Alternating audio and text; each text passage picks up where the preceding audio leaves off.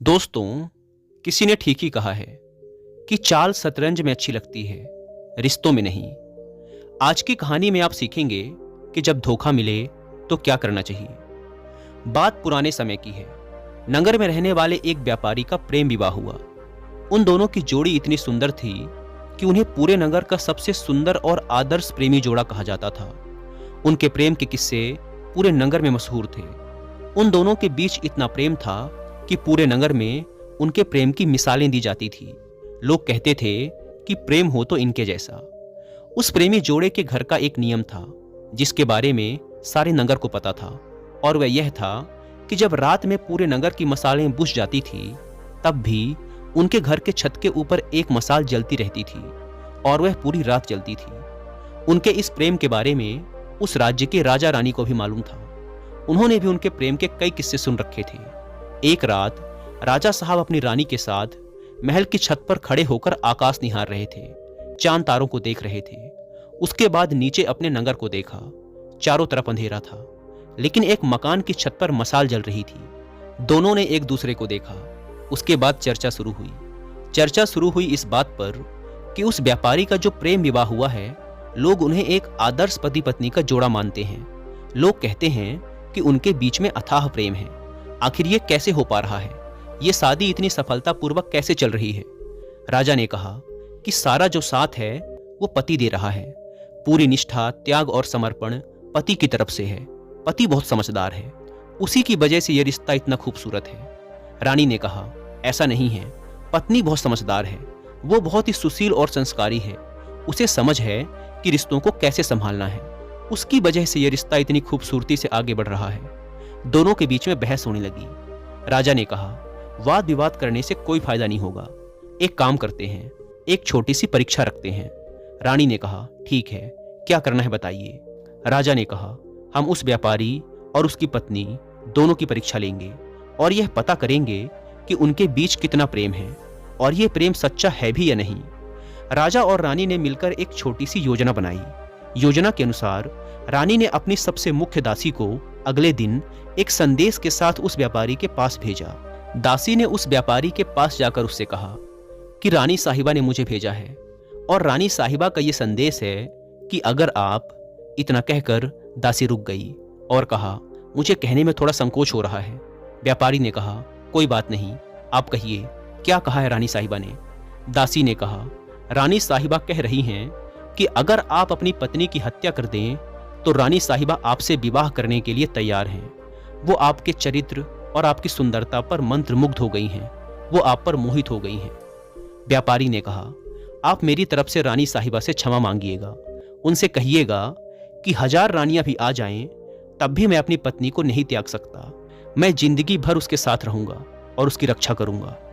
वो दासी ये संदेश लेकर वापस रानी के पास आ गई। अब परीक्षा लेने की बारी थी राजा की, और परीक्षा होनी थी उस व्यापारी की पत्नी की। राजा ने उसी दिन अपने एक करीबी नौकर को एक संदेश के साथ व्यापारी के घर भिजवाया। नौकर व्यापारी के घर पहुंचकर उसकी पत्नी से कहता है कि राजा साहब ने आपके लिए एक संदेश भिजवाया है।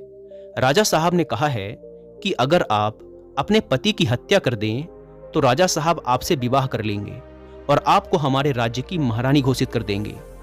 व्यापारी की पत्नी ने कुछ क्षण सोचा और फिर कहा कि आज रात में 2 से 3 बजे के बीच में हमारी छत पर जो मसाल जलती रहती है वह बुझ जाएगी, और जब वह बुझ जाए तो समझ जाइएगा कि मैंने अपने पति की हत्या कर दी है।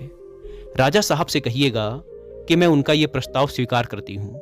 नौकर यह संदेश लेकर तुरंत राजमहल पहुंचा और राजा से जाकर बताया कि व्यापारी की पत्नी ने तो आपका यह प्रस्ताव स्वीकार कर लिया है और आज रात 2 से 3 बजे के बीच में जैसे ही उसके छत की मसाल बुझेगी वह अपने पति की हत्या कर देगी, ऐसा उसने कहा है। राजा ने फटाफट सैनिकों की एक छोटी सी टुकड़ी तैयार की और कहा कि देखिए, हमें बचाव के लिए तैयार रहना है। आप सबको उस व्यापारी के घर के बाहर छुपना है और जैसे ही उसके छत की मसाल बुझेगी तुरंत उस व्यापारी के घर के अंदर जाना है और उसकी जान बचानी है। सबने कहा, ठीक है। रात में राजा महल की छत पर चढ़ा। रानी भी साथ थी।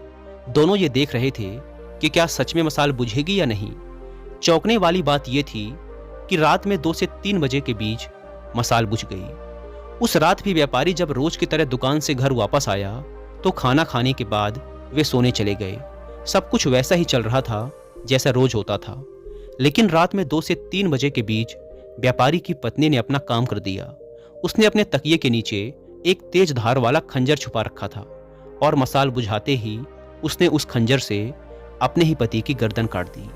जैसे ही वह मसाल बुझी, राजा के सैनिक तुरंत खिड़की तोड़कर व्यापारी के घर के अंदर गए। उन्होंने उसकी पत्नी को तो गिरफ्तार कर लिया, लेकिन व्यापारी की जान को नहीं बचा पाए। ये खबर सुनने के बाद उस रात राजा को नींद नहीं आई। सुबह उसका दिमाग गर्म था, गुस्से में था। उसे खुद के ऊपर ही क्रोध आ रहा था कि मैंने ये क्या कर दिया, ये क्या हो गया। उसका महिलाओं को देखने का मन नहीं कर रहा था। उसे स्त्री जाति से नफरत हो गई थी। उसे लग रहा था ये क्या धोखेबाजी हुई, ऐसा नहीं होना चाहिए था। राजा का क्रोध और मन उसके काबू से बाहर हो गया था।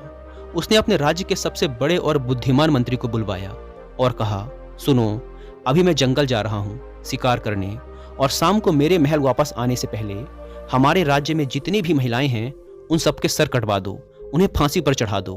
नगर की एक भी औरत जिंदा नहीं बचनी चाहिए। ये मेरा आदेश है और तुम्हें ये करना ही होगा। इतना कहकर राजा घोड़े पर सवार होकर तेजी से जंगल की तरफ चला गया और यहाँ मंत्री के होश उड़ गए। उसे समझ नहीं आ रहा था कि क्या हो रहा है। राजा साहब ने ये क्या उरूल जुलूल सा आदेश दे दिया है। उन्हें स्त्रियों से ही नफरत हो गई है। मंत्री अपने बूढ़े पिता के पास गया, जो कि एक समय में उस राज्य का मंत्री था, और जाकर कहा कि पिताजी, राजा पागल हो गया है। उसने आदेश दिया है कि राज्य में जितनी भी महिलाएं हैं उन सबके सर कटवा दो, सबको खत्म कर दो। राजा को नारी जाति से नफरत हो गई है। मंत्री का जो बूढ़ा पिता था उसने कहा, बेटा, सबसे पहले तो तुम छुप जाओ, क्योंकि शाम को जब राजा आएगा तो सबसे पहले वो गुस्सा तुम पर ही निकालेगा। मैं राजा साहब से बात कर लूंगा, तुम परेशान मत होना। शाम को राजा शिकार से वापस आया और आकर देखा कि उसके नगर में महिलाएं वैसे ही घूम रही हैं, सब रोज की तरह अपना काम कर रही हैं। यह देखकर राजा का गुस्सा और बढ़ गया। उसने अपने महल में मंत्री को ढूंढा और नहीं मिला तो उसके घर पहुंच गया। घर जाकर पूछा तो पता चला मंत्री वहां नहीं था। वहां था उस मंत्री का बूढ़ा पिता। मंत्री के बूढ़े पिता के पास राजा गया तो मंत्री के पिता ने कहा, राजा साहब की जय हो। कहिए राजा साहब, कैसे आना हुआ। राजा तो क्रोध से भरा हुआ था। उसने कहा, तुम्हारा बेटा कहाँ गया। मैंने सुबह शिकार में जाने से पहले उसे एक आदेश दिया था, उसने माना नहीं। अब तो मैं सबसे पहले उसी का गला कटवाऊंगा। अब मुझे उससे नफरत हो रही है। मंत्री के बूढ़े पिता ने राजा से कहा, मुझे पता है कि आप क्यों परेशान हैं। आपके एक फैसले की वजह से एक निर्दोष व्यक्ति की जान चली गई, और आपके सामने आपको जो लगता था कि प्यार वाला रिश्ता है, वो धोखेबाजी वाला रिश्ता निकला। वो जो धोखा मिला है, आप उससे व्यथित हैं, दुखी हैं, परेशान हैं। इस धोखे वाली घटना ने आपको अंदर से इतना व्यथित और परेशान कर दिया है कि आपको नारी जाति से नफरत हो गई है।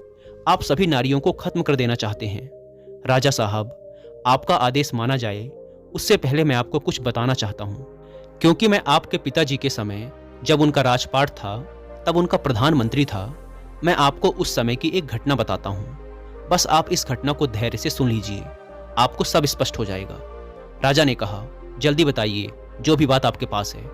तो उस मंत्री के बूढ़े पिता ने, जो एक समय में उस राज्य का मंत्री भी था, उसने एक छोटी सी कहानी सुनाई। उसने कहा, राजा साहब, एक बार मैं आपके पिताजी के साथ शिकार के लिए निकला था। हम रास्ता भटक गए थे। मैं जंगल में अंदर की तरफ चला गया।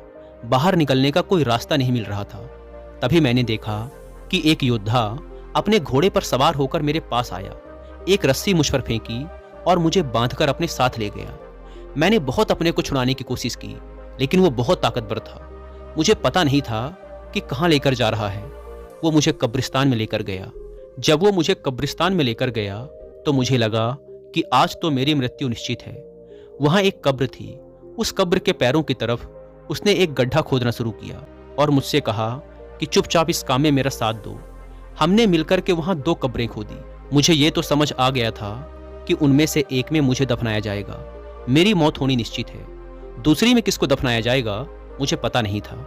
वहीं पास में ही एक खंडहर घर था। वो जो योद्धा था वो फटाफट दौड़ के उस घर की छत पर गया।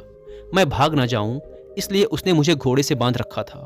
खंडहर की छत पर पहुंचकर उसने एक सरकटी लाश वहां से नीचे फेंक दी। मैं डर गया, क्योंकि वो जिसकी भी लाश थी ऐसा लग रहा था कि अभी अभी उसकी हत्या की गई है। वो योद्धा उतरकर वापस नीचे आया और मुझसे कहा कि सुनो, इसको दफनाना है। वो जो एक कब्र वहां पहले से थी, उसके पैरों की तरफ वाले गड्ढे पर उस सरकटी लाश को दफना दिया गया। राजा साहब, मेरे तो हाथ पैर कांप रहे थे, क्योंकि मुझे लग रहा था कि ये जो दूसरी कब्र है उसमें मेरा सर काटकर मुझे दफनाया जाएगा। लेकिन उस योद्धा ने अपने मुंह पर जो कपड़ा बांधा हुआ था उसे हटाया। वो एक जवान महिला थी, एक अत्यंत खूबसूरत कन्या थी। उसने कहा कि घबराओ मत, मैं जानती हूं तुम कौन हो। तुम इस राज्य के मंत्री हो और मैंने तुम्हें इसीलिए बंदी बनाया है ताकि मेरा संदेश सही जगह पर पहुंच जाए। तुम इस राज्य के राजा को जाकर मेरा संदेश देना कि उनके एक राजकुमार ने मेरी हंसती खेलती जिंदगी को बर्बाद कर दिया। वह राजकुमार मुझे पाना चाहता था, इसलिए उसने मेरे पति की हत्या कर दी। ये मेरे पति की कब्र है, जिसके नीचे एक और कब्र हमने खोदी है, और ये जो लाश है ये उसी राजकुमार की लाश है जिसे अभी हमने दफना दिया है। और उसके बाद वो बोलती चली गई कि अब मैं अपना गला काट रही हूँ, अपनी जान दे रही हूँ, और अपने पति के पास वाली कब्र में हमेशा हमेशा के लिए, जब तक नामो निशा रहे हमारा, तब तक के लिए दफन होना चाहती हूँ। ये जिंदगी खत्म करना चाहती हूँ, और अगली बार जहाँ भी हम जन्म लें जिंदगी भर साथ रहें, इसी तमन्ना के साथ इनकी बगल वाली कब्र में दफन होना चाहती हूँ। मुझे दफन कर दीजिएगा। और ये बोलकर उसने अपना गला काट लिया। राजा साहब, उस दिन मुझे समझ आया कि सच्चा प्यार क्या होता है। उस औरत ने, जिसने अपनी जिंदगी कुर्बान कर दी अपने मृत पति के लिए, उसने मुझे सिखाया कि सच्चा प्यार क्या होता है। आप इस बात से दुखी और परेशान हैं कि उस व्यापारी की पत्नी ने उसे धोखा दे दिया।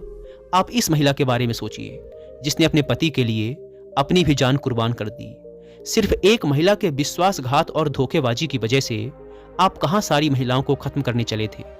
अपने फैसले को बदलिए राजा साहब। राजा को बात समझ आ गई और उसने अपना आदेश वापस ले लिया। कहानी बहुत छोटी है, लेकिन हम सबको एक बहुत ही महत्वपूर्ण संदेश देकर गई है। हम सब लोग जिनको जिंदगी में कभी ना कभी धोखा मिला है, उस वक्त हम अंदर से टूट जाते हैं और ये मानना शुरू कर देते हैं कि ये दुनिया बड़ी खराब है, ये धोखेबाज और चालाक लोगों से भरी पड़ी है। किसी एक व्यक्ति की वजह से, जिसने हमें धोखा दिया है, हमें लगने लगता है कि ये लड़का खराब है। सारे ही लड़के खराब होते हैं, सारी लड़कियां खराब होती हैं, धोखेबाज होती हैं। हम हर इंसान को एक ही नज़र से देखना शुरू कर देते हैं। किसी एक धोखेबाज व्यक्ति की वजह से, जिसने आपको धोखा दिया है, बाकियों को भी उसी तराजू में तौलना बंद कीजिए। जिंदगी में हमेशा याद रखिए, अगर इस दुनिया में बुरे लोग हैं तो अच्छे लोग भी इसी दुनिया में हैं। और अगर आपको एक जगह से धोखा मिल गया, आपका एक रिश्ता टूट गया, तो इसका मतलब ये नहीं है कि आपको हमेशा ही धोखा मिलेगा।